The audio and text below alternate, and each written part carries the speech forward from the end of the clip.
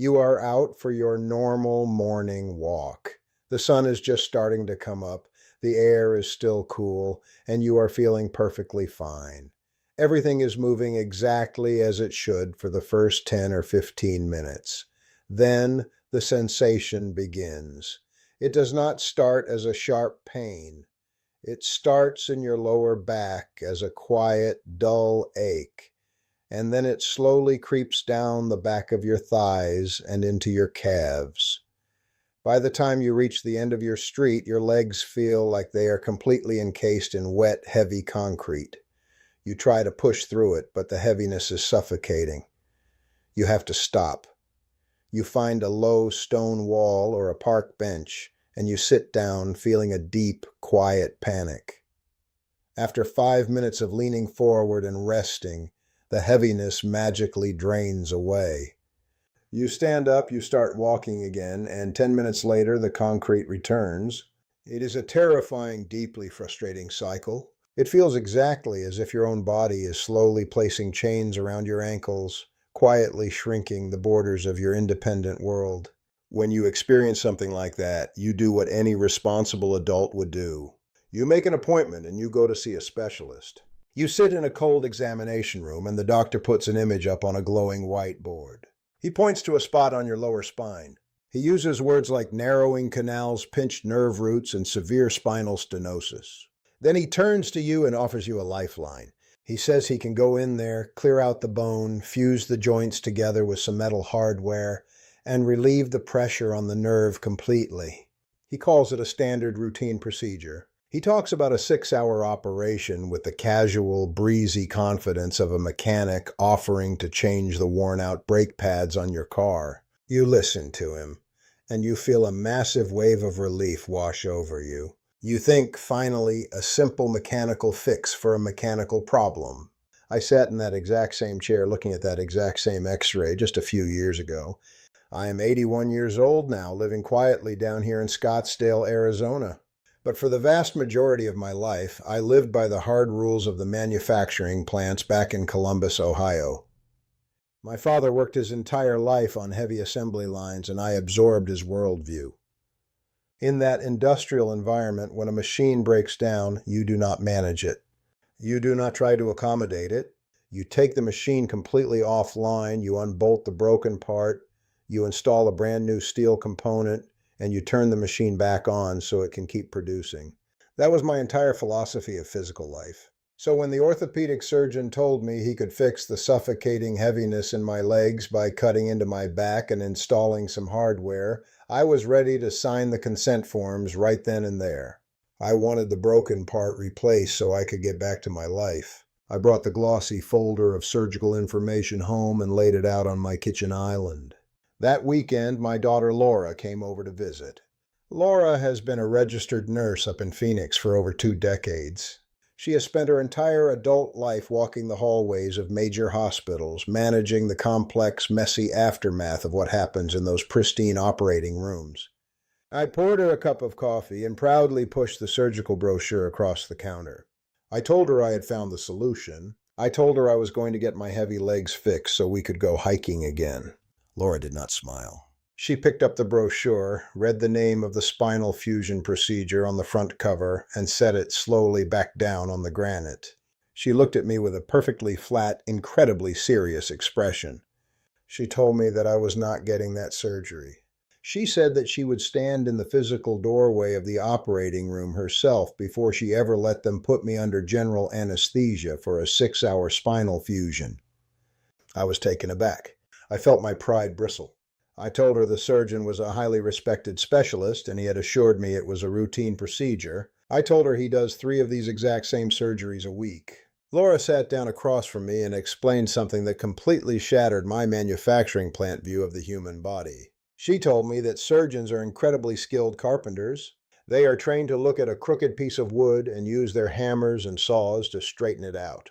But they are not trained to evaluate whether the aging foundation of the entire house can actually survive the extreme violence of the renovation.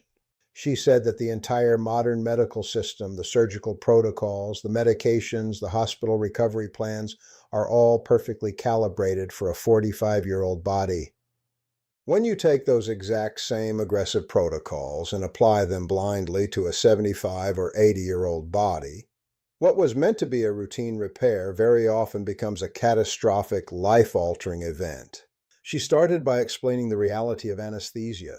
When a younger person goes under general anesthesia, it is essentially like turning off the lights in a modern house and then flipping the breaker back on a few hours later. The power comes right back, bright and steady. But an older brain is like an ancient, fragile electrical grid in an old city. The wiring is delicate. The connections are worn down by decades of use. When you flood an 80-year-old brain with heavy, paralyzing anesthetic chemicals for 4 to 6 hours, you are completely shutting down a highly fragile grid. Laura told me that in a massive percentage of the older patients she sees who undergo major surgeries, the lights simply do not all come back on. The medical journals show that nearly half of patients over the age of 70 experience measurable, significant cognitive decline after major surgery, and for many of them, it is not temporary. It persists for months and sometimes it never resolves. She reminded me of a woman named Margaret, a retired schoolteacher who used to live just down the street from me. Margaret was vibrant, sharp as a tack, and spent her days reading thick novels and working in her garden. One autumn, she slipped on a wet patio and fractured her hip. She went into the hospital, and the orthopedic surgeon put her under, repaired the hip with metal hardware, and proudly declared the surgery a massive technical success. The post-operative x-rays looked absolutely perfect. But on the third day in the hospital room, Margaret started asking her daughter what year it was. She asked the same question over and over. By the fifth day, she was trying to violently pull the intravenous lines out of her arm, terrified and completely disoriented, screaming that she was late for a teaching job she had retired from 10 years earlier. It is a condition called post-operative delirium. The heavy anesthetic chemicals had fundamentally disrupted the fragile neurotransmitters in her aging brain. The medical team tried to manage it with strong sedatives, but Margaret never fully recovered her mind. She went straight from the hospital to a nursing rehabilitation facility, and she stayed there until she passed away a year later. The surgeon fixed the hip perfectly, but the surgery destroyed the patient. She lost her independence, her confidence, and her identity. Laura looked at me and said that she refuses to let me gamble my mind just to fix a structural ache in my legs. But Laura told me that if the anesthesia does not break you, the hospital environment itself will certainly try. When you are 70 or 80 years old, your body relies on strict, quiet, predictable routines to maintain its biological balance. A modern hospital is a deeply toxic environment for an older nervous system. There are bright artificial fluorescent lights burning 24 hours a day. There are machines constantly beeping and alarming. Strangers walk into your room every 2 hours throughout the night to wrap a tight blood pressure cuff around your arm, ripping you violently out of whatever shallow, desperate sleep you manage to find. Your internal biological clock completely shatters. You lose the fundamental distinction between day and night. That profound disorientation feeds directly into the delirium. You become agitated because you are exhausted and terrified. The hospital staff responds to your agitation by giving you chemical sedatives to keep you quiet. The sedatives make you infinitely more confused. It is a downward, terrifying spiral that happens in perfectly clean, state-of-the-art hospital rooms every single day of the week. Then there is the harsh physical reality of the hospital bed itself. In the factory, we knew that if you left a heavy machine sitting idle for too long, the rubber belts would dry rot and the steel gears would seize up. The human body is exactly the same, but the speed of the physical decay is absolutely staggering as we age.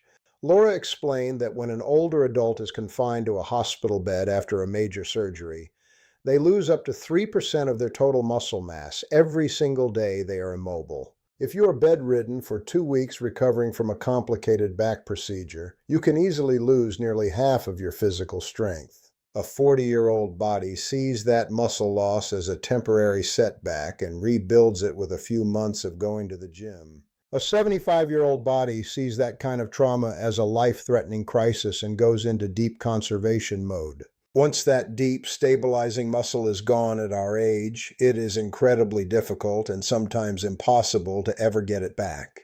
You are no longer just recovering from the incisions on your back. You are recovering from the devastating full-body physical decline caused entirely by the immobility of the recovery itself. All of these individual factors combine to create what Laura called the cascade effect. It is a domino chain of absolute disaster, where one highly technical medical solution triggers three new unmanageable problems. In the factory, we called it a catastrophic sequence failure. You go in for a back surgery to fix the heavy feeling in your legs. The heavy anesthesia causes a mild delirium. Because you are delirious and confused, you refuse to get out of bed to do your physical therapy. Because you are lying completely flat on your back for days on end, fluid begins to pool quietly in the bottom lobes of your lungs, and you develop a severe case of pneumonia. To treat the pneumonia, the doctors pump your system full of incredibly strong, broad-spectrum intravenous antibiotics. Those heavy antibiotics completely destroy the natural, healthy bacteria in your digestive system. Your stomach is in constant agony, so you stop eating your meals. Because you are not eating, you become rapidly and severely malnourished. Because you are malnourished, the deep surgical incision on your spine does not have the raw protein it needs to knit the tissue back together.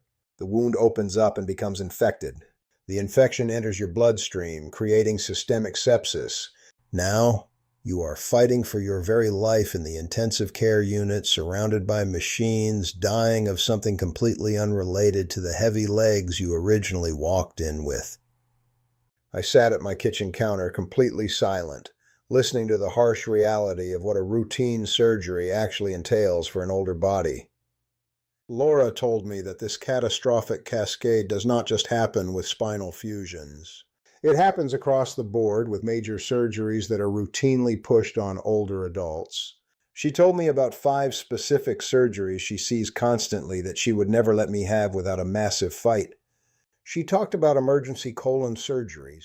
Someone our age gets a painful bowel obstruction or a bad flare-up of diverticulitis, and the immediate instinct of the surgical team is to rush them into the operating room and cut out a piece of the diseased intestine. The mortality rate for those emergency colon surgeries in older adults is staggeringly high, and the survivors almost always end up with permanent colostomy bags and endless miserable digestive complications. Yet, in many cases, if they had just pushed for aggressive conservative management using targeted antibiotics, resting the bowel completely, and waiting patiently, the crisis would have resolved on its own without ever shutting down the electrical grid. She talked about perforated ulcers. Surgeons naturally want to open the belly and repair the hole immediately, but for a frail patient in their 80s, that massive abdominal surgery is often a direct death sentence. There are specialized geriatric centers now that manage those specific ulcers conservatively with intensive drainage tubes and heavy monitoring, avoiding the trauma of the knife entirely. She even mentioned the appendix. We have all been conditioned to believe that if your appendix acts up, it has to be removed immediately before it bursts. But Laura showed me studies proving that for many elderly patients with uncomplicated cases, a heavy targeted course of antibiotics can cure the appendicitis perfectly well without ever stepping foot in an operating room. The medical system is geared heavily toward immediate physical action. Surgeons make their living by fixing things with their hands. Hospitals generate their revenue through complex procedures. Nobody is intentionally trying to cause harm. They genuinely deeply want to fix the broken part on the X-ray. But they are looking exclusively at the part, not the whole aging machine. Laura told me that before any older adult ever agrees to be put under general anesthesia for a major procedure, they must demand that the surgeon calculate their frailty index. I'd never heard of a frailty index. Laura explained that it is a specific numerical measurement of exactly how vulnerable your overall body is to sudden stress. It measures your reserve capacity. It is like testing the load-bearing capacity of an old wooden bridge before you decide to drive a heavy cement truck across it. If the surgeon waves off the question or tells you it is not necessary because you look healthy for your age, You stand up, you walk out of that office, and you do not look back. You need a doctor who understands the profound biological difference between a fit 60-year-old and a fit 80-year-old. She also told me to demand cognitive baseline testing before any surgery. You need to have your memory and processing speed documented before they put you under, so that if you wake up confused, everyone knows exactly what the anesthesia cost you. And she told me about the POSSUM score, a surgical risk calculator designed specifically for elderly patients that tells you your exact statistical chance of severe complications. If a surgeon is not using these tools, they are treating you like a younger person, and that is exactly how the cascade effect begins. Most importantly, Laura told me that if a surgeon tells you there are no alternatives to going under the knife, you never ever take that as the final word. You go find a geriatric specialist. You find a doctor whose entire medical career is dedicated exclusively to managing the health of older adults without using surgery. You ask them to look at your chart. You ask them the hardest question of all. What would you do if I were your own father? The answer you get will shock you with how completely different it is from the carpenter's eager recommendation. We sat there in my kitchen for a long time after she finished speaking. I looked down at the glossy brochure for the spinal fusion. I thought about the heavy, suffocating feeling in my legs when I tried to walk down my street. I desperately wanted it gone. I wanted to be the strong, fast-walking man I was 20 years ago. But then I thought about Margaret, crying in a sterile nursing home bed, terrified and confused, not knowing her own daughter's name. I realized that my father's factory logic was fundamentally flawed. I am not a machine on an assembly line. My brain is not a computer board you can just power down, swap a part out, and reboot without consequences. I asked Laura what the alternative was for my back. She told me to call my son Daniel. Daniel is a physical therapist, and he works with these exact kinds of structural spine problems every single day in his clinic. I called him, and the three of us created a completely different, infinitely safer plan. I went back to the spine specialist the next week, handed him the brochure, and politely declined the fusion surgery. Instead, I started an aggressive, disciplined routine of specific physical therapy with Daniel's guidance.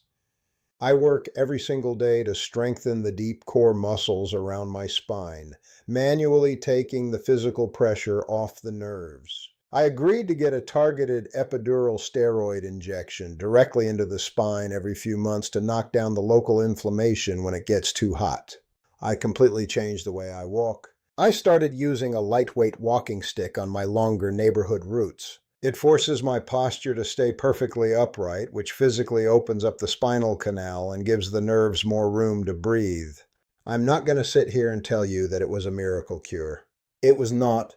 My legs still feel heavy sometimes. If I stand in one place for too long at the grocery store, waiting in line at the register, the familiar dull concrete ache creeps back into my thighs. I cannot walk nearly as fast as I used to, and I absolutely have to stop and sit on the park bench occasionally to let the pressure subside. The mechanical problem in my back is still there on the X-ray. The narrowing of the bone has not magically disappeared. But here is the absolute truth that matters more to me than anything else in the world. I'm still myself. I sleep in my own comfortable bed every single night. I wake up in the morning and I know exactly what year it is. I read my heavy history books and my mind is completely sharp and focused. I have not lost a single ounce of my cognitive function to the violent, lingering chemicals of general anesthesia. I did not spend a month slowly wasting away under the artificial lights of a hospital ward, fighting off pneumonia and digestive collapse. I kept my true independence because I flatly refused to trade my actual living reality for the empty, dangerous promise of a perfect spine. When you reach our age, the decisions we make about our health care have to shift fundamentally. We are no longer trying to achieve physical perfection. We are not trying to get back to the bodies we had in our 40s. We are trying to preserve our quality of life, our basic dignity, and our independence. If a doctor tells you that you need a major surgery, take a very deep breath. Do not let the intense fear of a heavy leg or a painful hip or a sudden digestive issue push you into a rushed, catastrophic decision.